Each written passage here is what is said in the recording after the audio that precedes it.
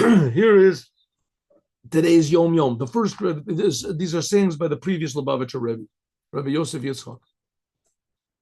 The first Rebbe of Chabad said, there were 7 Rebbes of Chabad, right? The first one was about 250 years ago. He was the one that wrote the Tanya. He said, the offerings, the donations which were given to the sanctuary, to the tabernacle, were gold, silver, and copper, but nothing sparkled, nothing shined. The only thing that shined were the mirrors that were given by the women.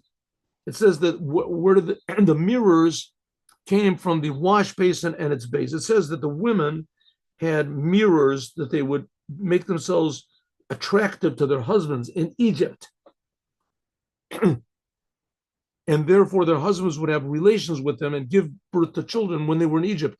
Terrible conditions in Egypt, not proper conditions to grow children at all. But if they didn't have children, there wouldn't be any Jewish people.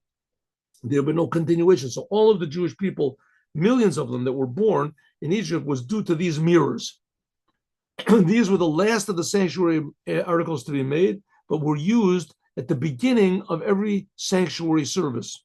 The Kohanim had to come and wash their hands and feet before, because the beginning is in the end. And these mirrors were used to, encourage lust, if you want to call it.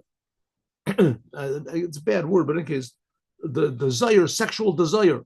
So you think, okay, that's not, it's necessary for the Jewish people, but, it's just because it's necessary. So it's very egotistical. You feel very, it's very, pleasure and etc. Very, very physical. That's the last, says the Rebbe, but nevertheless, that was the first. The first thing used in the Holy Temple, when the women, etc., they scraped the backs of these mirrors, and that's what they donated the copper to the Holy Temple. They get it, and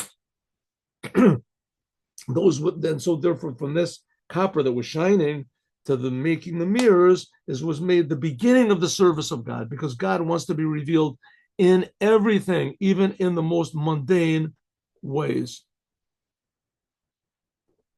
That's Udder Rishon, Udder Sheni. This year there's not 2 Udders, there's only one, but there's 2 Yom Yoms.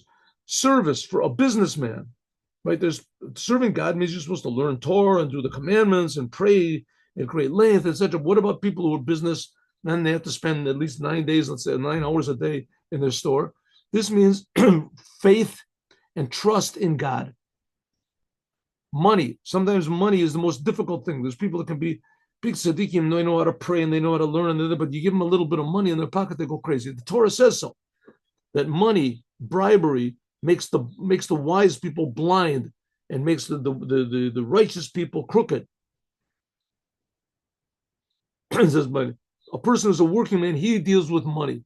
He has to have faith that God will provide you with a livelihood. You have to be truly happy and cheerful, as though all of your livelihood was already made. It's already in your hands.